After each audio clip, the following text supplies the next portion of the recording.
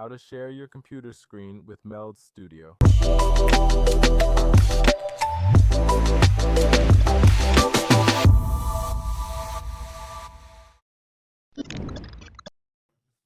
Hi everyone, I'm Gil Hermy from JMV Technology, and today I'll show you how to share your computer screen using Meld Studio.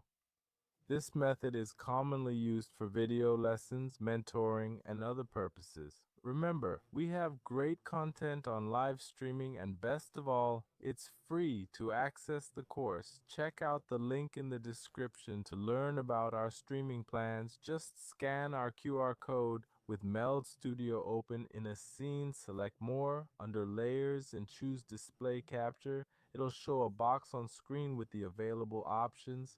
It'll display your device's screens and open software and browsers. To select a specific screen, just choose a software window or open browser. Selecting your laptop's screen option will display everything you open there.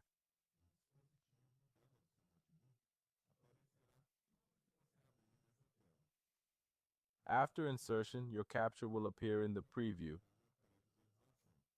It's also common to add your camera feed in one of the corners.